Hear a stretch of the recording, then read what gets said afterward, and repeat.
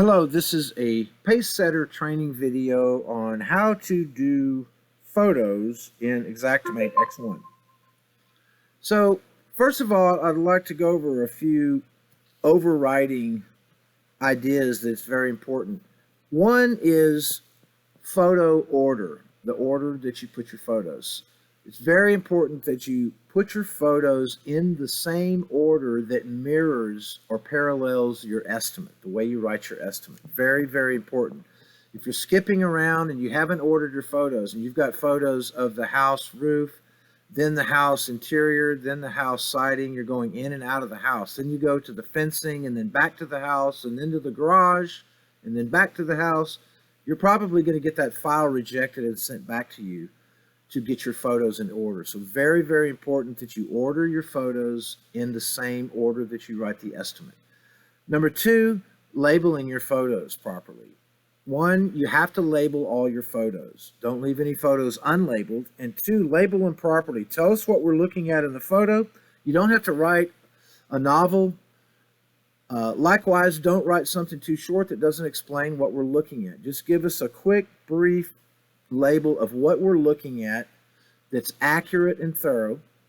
You can use descriptions, or rather abbreviations if you want. For instance, if you don't want to type the word damage, you want to use DMG, that is fine. Most carriers may or may not require that you put labels in the image label and the description area of the photos. We'll see that shortly. Affix does not require that. They only want you to put it someplace. I prefer the image label name. It's pretty quick. It's easy. It's at the top. They only want you to put a good label in there. The only time you really need the description area is if you need to explain something in more detail. If you have a photo that's a little bit vague and you're trying to explain something, sure, use the description area. Otherwise, you shouldn't really ever need that area. It's a lot quicker and easier for you to do so. The last thing to think about is generally in the field when you're taking photos in your camera and when you're moving photos around is take overviews of items first. Establish what we're looking at or what you want to tell the story of on a large scale, and then get closer and closer and closer down to close-ups of that item. So in other words, you're going to be doing roof overviews, and then you're going to be doing per slope overviews, and then down closer to damage on each slope. Same with, let's say, windows. You're going to take a picture of a window, show us the whole window, and then get close-ups and show us some of the damage on the window. All right, so let's go to the photo area. So over here on the navigation screen, we're going to select photos. We're in the photo module. You'll notice over here to the left in this pane, we have our tree. You can use this as a reference as you're doing photos. This may change depending on the type of tree that you're using. Affix requires that we use a trade-based tree. As you'll see, the folders are named by trade rather than an elevation tree that would have on the house exterior, it would say front elevation, right elevation, left elevation. It would be by elevation. Affix is different. This is by trade. A little bit different. You may not be used to seeing that. So let's load some images up. So up here at the top, let's select the Load Images button. It will open up a browsing window. You're going to need to browse to your customers folder where you downloaded all your pictures from your camera. Select all these. The easiest way to do that is select one photo, any photo, and then Control A on your keyboard. That will select all photos in the group, and then select Open. That will import all your photos. So here we want to start first grouping and ordering photos. Now, the better you learn to take photos in the field with your camera and how you set up your systems of scoping and taking photos and the trees that you may be required to use by the carrier you work for, the better you integrate all of that in the field, the less work you have to do when you get back in moving photos around into a correct order. You can't always make that perfect in your camera in the field, but it's something to think about to try to hone that down to where you try to get most of all of your order correct in the field to the best of your ability. A lot of it's very easy to do once you understand this. Some of it you you won't be able to do. Maybe the insured wants you to look at something, you get off your rhythm a little bit, and you have to go take a picture and then back. That's fine, that happens. But by and large, try to think about this and try to make your job easier for yourself by having a system and a rhythm of taking photos in a certain order in the field so that you don't have to move many photos around when you get back home or back to your hotel. So here we're in the moving photos around stage. So we want to follow the tree. So basically we're going to do the house first. This photo starts out with the risk address. That's great. You always want to start with that. We have a photo of the contractor ID card. That's fine. We can leave that there. If you want to put that at the end, that's okay. But it's okay to establish it here. The next thing we want is establish the house. Remember, we're following the tree, so we want to start with the house. A lot of adjusters will take their elevation shots of the sides of the house as they do the inspection of those elevations. I recommend that you do all of these elevation shots at once. When you show up, introduce yourself to the insured, get your ladder out, whatever. When you're ready to start your inspection and your photos, go get your address shot. If you have a contractor there, if you want to get a picture of his card, that's fine. And then take a front of the house shot and then start walking around and do all your elevation shots together. Why? There's several reasons why. We just talked about one. Keep all of your elevation shots grouped together in your phone. They're already done that way. When you dump them in Xactimate, they're already done that way in your phone. Two, it establishes what the house looks like all the way around the house when somebody else, for instance, file reviewers or managers, look at your photos. They get an idea before they look at all your other damaged photos of what the house looks like. What kind of house is it? Is it two-story? Is it brick? Has it got a lot of windows on it? Gives us an idea of what we're looking at. Another reason is it gives you kind of the lay of the land. As you're walking around the house, you can see if there's any fencing around the house. What kind of fencing? Is there a shed in the back? Is there a barn in the back or a detached garage you might need to look at? Do they have some personal property out in the yard? Kind of gives you an idea of what you might need to be looking at.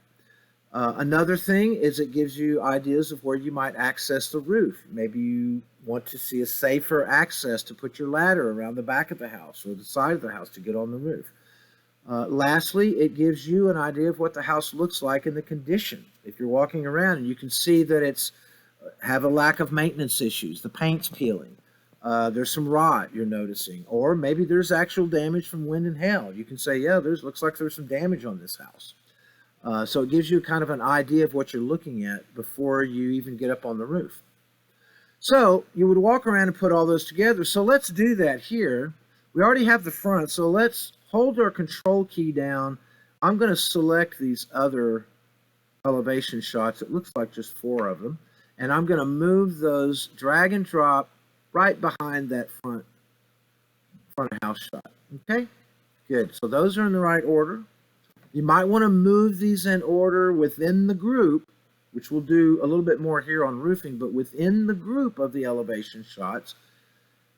If you really want to do it correctly, put them in the right order. Front, right, back, left, front, left, back, right, however you want to do it. It's not as critical on this, but it's much better. It's much more organized, and your photo sheets flow better. It's easier for other people to read. Remember, other people are dealing with your claim.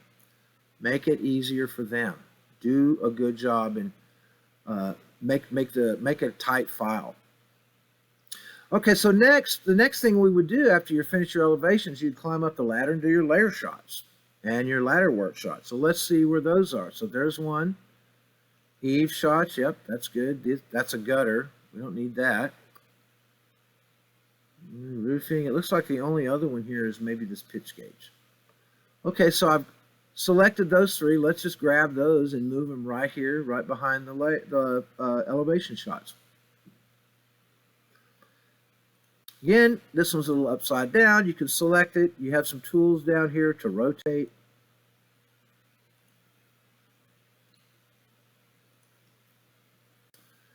So next, after you get off your ladder, what would you be doing? You would be climbing up to the highest ridge and taking overviews of the roof. Again, overviews. I'm not doing inspections of slopes yet, wind and hail.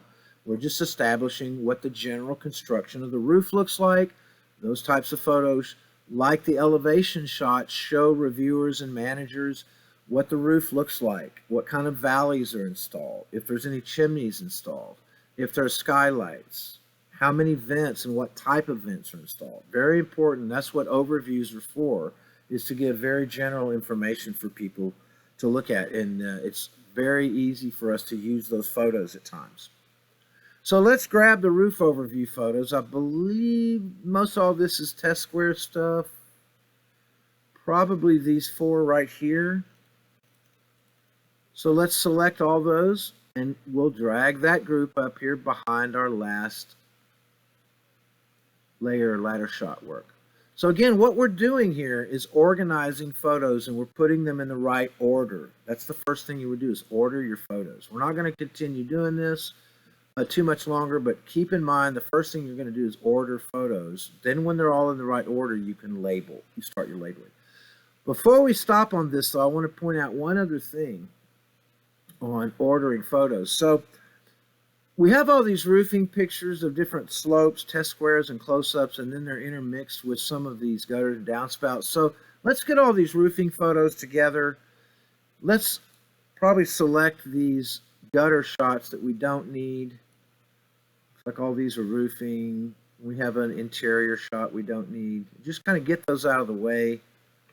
We'll just pull those out of the way to the end of the roofing photos. We'll deal with those later. Okay, so now we've got all our orders correct going to the roof overviews, and now we're at these inspection photos. This is going to be by slope, so keep in mind that even within groups of photos, in this case all these roofing photos, we want to have some type of organization within that group too. So we need to organize within the group. So we've organized the group. In other words, we've got all the roofing photos grouped together and put in the right spot. That would be behind the elevation shots. Now within the group, we want to order a little bit better. That would be our layer shots and ladder work shots. We've done that. Then we get on the roof and do the roof overview shots. We've done that. Now we're going to start our inspection. So let's start with the front slope. I believe this is the overview. Yeah, this is the overview of the front test square. So remember, we're going to do overviews, big shots, down to small close-up shots. So let's make that our first shot on our slope inspection photo. So let's drag this front slope test square right here. Now we're starting our inspection photos. If you notice, this adjuster, it looks like F front and then H10 W3s. Not super easy to see, but we can make it out. He decided, which some adjusters do, to take a close-up of the slope in the square test square designation. That's fine, no problem. If you want to do that, that's great. So let's use this format. So we're going to do test square overview, test square designation, and then close-ups within the test square. That's already done right there. Our whole front slope test square is done. We're going to use the same format as we go to the other test squares. Left test square overview, left test square designation, and then close-up. So we have some wind and hail, and it looks like we have a duplicate. See that? This and this are duplicates. Let's get rid of one of these. We don't need this. Delete. And then within this group, since we have wind and hail close-ups, let's organize those. Let's get all of our hail shots together. Let's grab these two, actually these four, and drag them right here behind that designation shot. We're trying to keep the same format. Test square overview, test square designation, close-up of hail, close-up of wind. Now we would do that to the other slopes. We're not going to do this. But then at the end, after you do all of your slope scope shots, usually you're going to end up on the roof with your accessories. That would be photographs of damaged vents, such as this, flashings. If you want to take a picture of the dish, that's fine. And then you're off the roof and you're going to be to the next group of pictures, which would be what? Look at your tree. What's after roofing? Gutters and downspouts. Do we have any gutter and downspout damage in photos? We sure do. So let's get those. It looks like they're already basically in the right order. They're behind the roofing. So we go from roofing, we're right into our gutters and then downspouts. There we go. Then the last, all we have left is an interior bedroom, it looks like. Yep, and some fencing. So let's order those. Let's get our interior shots together. Now all our interior shots are together and all our fencing shots are together. But remember, within a group, let's order those properly. Within the interior shots, what do we want to start with? Always overviews. We're establishing, okay, this is a room. Let's establish that. Let's get the overviews of that room. These two pictures right here. We start with that. We're telling everybody, okay, we're done with roofing, everybody. We're done with our exterior stuff, gutters and downspouts. Now we're going into the bedroom. Hey, everybody, here's what the bedroom looks like. Overviews. Now we get to some of the more detailed shots of what's going on. So, let's talk about labeling a little bit. There's different ways you can label. Remember, we have the image label name down here and the description area. There's two areas that you can type in. With affix, you really only have to have one or the other. I recommend and advise you do it in the image name. It's easier to get to this field to type in, and it is the image name. It's actually the label of the image. So I say let's do it this way. It's a lot easier to work in this format anyway. So what you can do is a couple of tricks. If you notice, if you click on a picture, I'll go through a couple of things quick for you, but anytime you click on a photo, any photo in Xactimate, it automatically highlights the text that's there. So you can use that to your advantage. For instance, you can start typing something. So in other words, I don't have to click here and then down in the image name and highlight it or backspace or anything like that. I can click right on the image. It's ready to type. Done. You're done. I can click on the next image. It's ready to type. I can just keep my mouse right up here and moving down the line. This would be KTOR info. Remember I talked about abbreviating. You don't have to type the word KTOR. Now we're at our elevation shots. Click. It highlights the label, front, right. Oops, I say this is right. Let me double check. Oop, nope, that's the back. Let me get these in order. That's the left. If we want to go left, that's fine. However you want to do it. It's a good reason why you want to get this correct. I haven't looked at these photos, so this is the back. This would be the back and the right, and this would be the right. Okay, so front, this is left,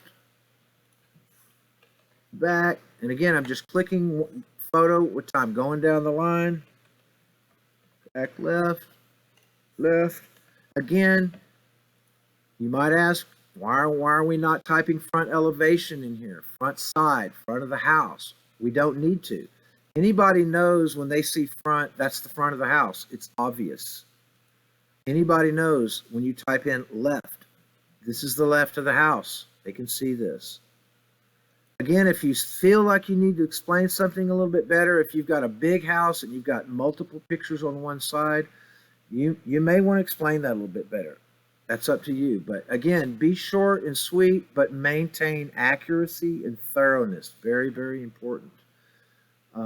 The other thing you can think about is learning how to copy and paste using the left hand. Control-C, Control-V. Control-C is copy. Control-V is in Victor, is paste. And then the right hand is always moving with the mouse. In other words, you can do things like, let's say, for instance, you had, this is left, say you typed in left test square. And I had a bunch of these photos, and I can group these together. Well, I can click away. See, I have this, it's not highlighted. I can drag my mouse over this while I'm here, or I can click away and then click back. Remember, when I click back, it's going to highlight all of that text I just typed. I can use my left hand to Control C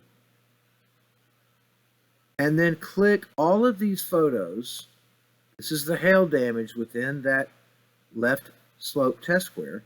And when you have multiple pictures that you want to have the same label on, you don't have to copy and paste all of these. You select them all in a group. You click on this little link right here at the bottom, various values. That will open up the image name. If you notice, the image name field is not open because I have multiple images selected.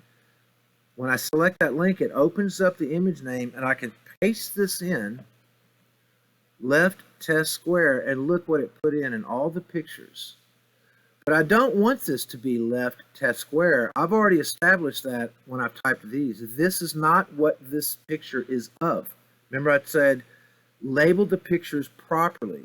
This isn't a left test square. This is left test square hail damage. That's what you're trying to show. So label that appropriately. But all we have to do when we pasted that in there, we have a blinking cursor right here ready to go. So all I need to do is type space hail damage.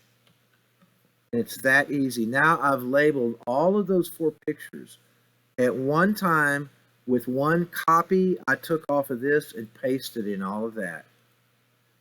Once you learn some of these techniques and moving around in Xactimate and how it works and how to move pictures around, I know it may seem a little complicated here. It's not. It's actually, you can get very, very fast with this, and photos and labeling and ordering photos can become very, very fast, and it can be very accurate and done properly. Last thing I'd like to point out here real quick is that some adjusters like to use another technique other than staying in the unassigned room like we just did. Remember, we stayed in this room where we imported all the photos and we did all of our photo ordering and labeling right here. Other adjusters like a different technique. Let me show you that real quick. You may prefer this. So let's delete all those. And we'll reload the images in our unassigned room.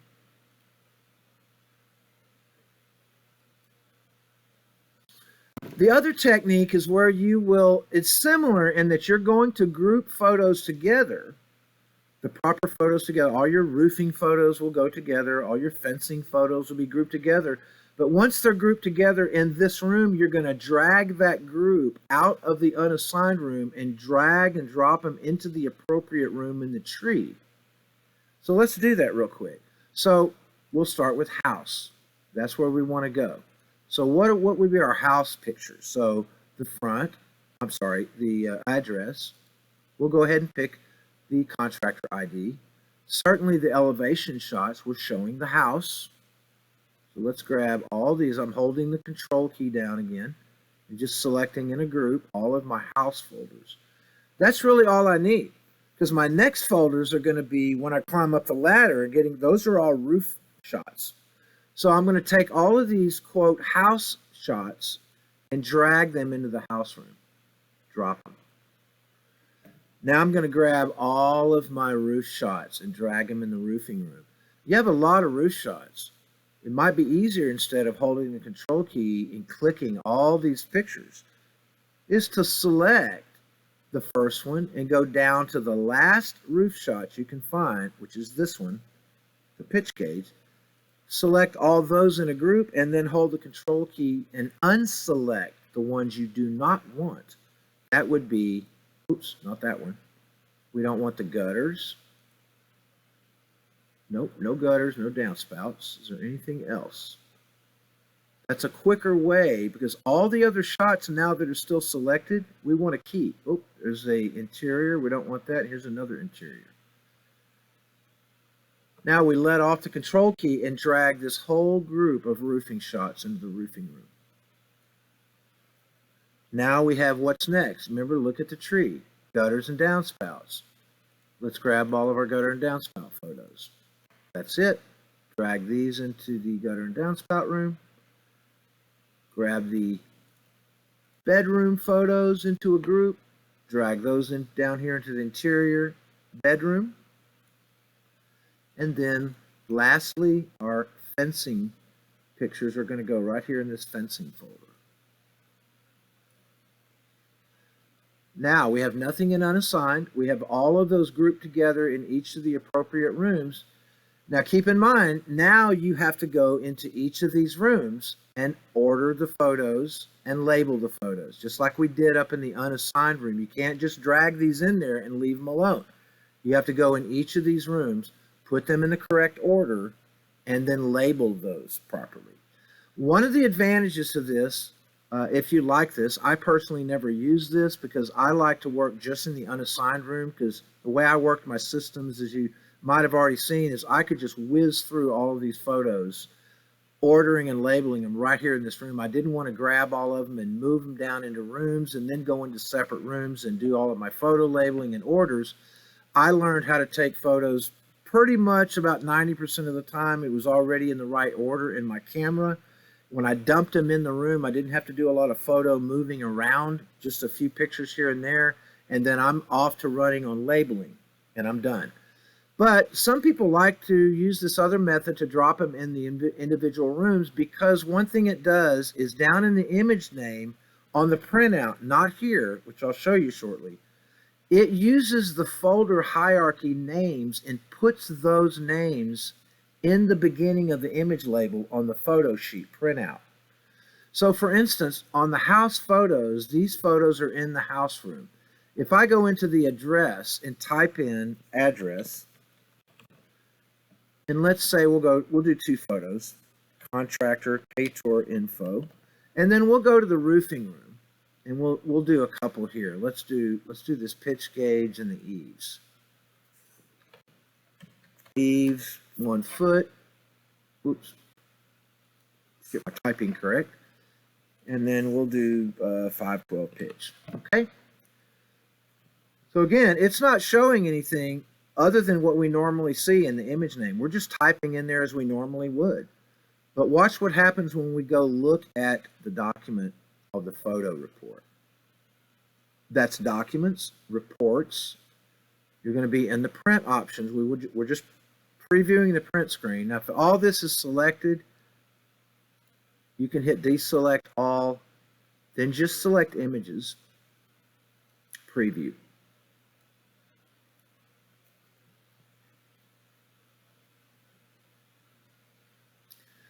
And now if we look at the photos, we'll see that the name of that folder is the beginning of the label. Remember, we typed in address, that's all.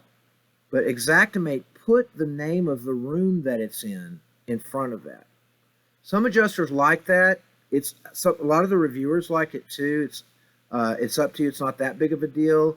I didn't use this method because I labeled a little bit differently and never had a problem.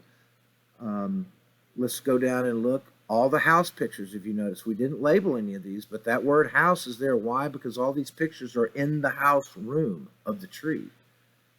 Let's go down to that roofing pictures, and you'll see there's our first roofing picture that we put in the roofing room. And there is the folder hierarchy named house, exterior, roofing, because these are the names of the folders in the estimating tree. And we dropped all these roofing pictures in the roofing room. So it's going to put all of these names here. The only reason I didn't like this method, it's pretty good, but the reason I didn't use it was because as you use these and get down into folders, it uses up a lot of the characters in the image name. And the image field, when you're typing, only holds a certain amount of characters. So when you get all these long words in there and you want to type more stuff in there yourself, sometimes you can't. It cuts off the amount of characters you can type. So I didn't use this method for that reason. Again, that's up to you, how you want to do it. But closing this out, just make sure, go back to the photos, just make sure that, one, again, reiterating, order the photos properly according to your estimate. 2, label your photos properly. And 3, make sure that we're doing overview shots and then go down smaller and smaller to close-up damage shots. So I hope all that makes sense and helps you in your photos. If you have any questions, you can always contact management. We'll hope to see you on the next video. If you want to learn a little bit more about using the annotation tools and some of those techniques and photos, look for that other training video. Thanks and have a great day.